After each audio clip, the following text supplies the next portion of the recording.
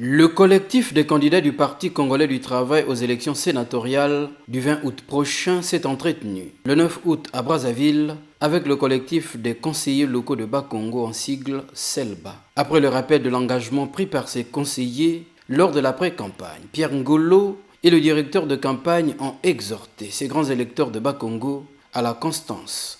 Le 20, je vous prie de voter pour ces candidats. C'est vrai qu'ils sont candidats d'un parti qui est le Parti congolais du travail, mais tout le temps qu'on est resté avec eux, ce n'est pas le Parti congolais du travail qui a prédominé, mais c'était simplement leur statut de vénérables sénateurs et de représentants de la collectivité locale de Brazzaville et des conseillers que nous sommes. C'est pour ça que je vous demande de leur faire encore confiance. Je voudrais, au nom du collectif des candidats à l'élection sénatoriale du 20 août 2023, remercier vivement et saluer chaleureusement les distingués conseillers départementaux et municipaux de Bas-Congo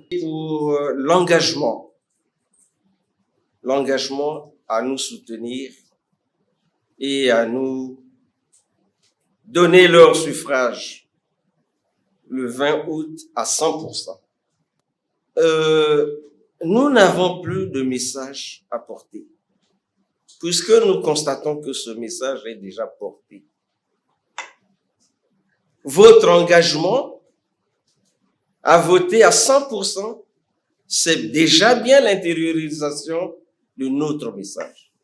S'en est suivi l'échange entre Pierre Ngolo et les conseillers de Bas-Congo qui ont d'abord réitéré leur engagement à élire les 5 candidats du PCT avant de soulever quelques préoccupations sur les questions du grand banditisme, l'immigration illégale, l'éducation et la santé.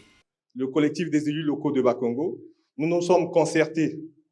Et après notre concertation, nous avons jugé utile de vous faire confiance par rapport à ce que vous avez fait auparavant et par rapport à l'expérience du nouveau venu, qui est le candidat Kourissa. Ensemble, nous avons pensé que nous allons vous soutenir et que je suis sûr que nous ne serons pas déçus. Le collectif de Bas-Congo que nous représentons est décidé à tout faire pour que vous rempliez.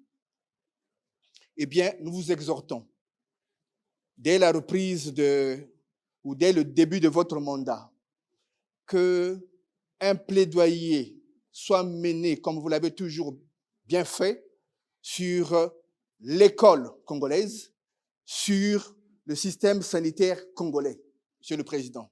Et bien entendu, à ces 2 piliers, vous allez ajouter l'immigration clandestine. Répondant aux interrogations des conseillers de Bas-Congo, le président du collectif des candidats PCT au sénatorial a réaffirmé la volonté de son groupe de continuer à faire le plaidoyer de leur mandant une fois réélus. Au cours des séances de questions orales ou d'interpellations, comment les sénateurs parlaient d'un ton ferme. Ils ne ménageaient pas toujours. Et pourtant, le Sénat, là, est essentiellement majorité présidentielle. Il doit porter le gouvernement. Mais il n'a jamais perdu de vue. Mais qu'il porte aussi le message des citoyens. Qu'il doit se préoccuper de la sécurité sanitaire, sécurité multidimensionnelle des citoyens du pays. Donc, c'est des questions qui préoccupent. Vous avez conclu votre intervention par une suggestion. Nous prenons acte de la suggestion, mais nous vous disons que malgré votre engagement, que nous saluons, mais nous vous disons encore, si demain nous devons efficacement suivre ces questions-là, il faut d'abord que nous soyons réélus. C'est le préalable.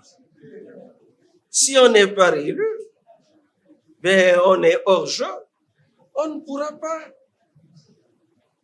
poursuivre le suivi avec efficacité souhaitée par vous de ces questions qui sont des questions importantes. Tous nous sommes conscients de ce que les questions de la santé, les questions de l'éducation, comme les questions de la sécurité, sont des questions fondamentales auxquelles il convient d'accorder l'attention nécessaire. Si nous voulons aller au développement, et puisque le développement c'est notre pari, il faut que ces questions-là soient traitées avec tout le soin. Après Bakongo, le collectif de candidats du PCT au sénatorial s'entretiendra le 10 août avec les conseillers municipaux du 6e arrondissement d'Alangaï.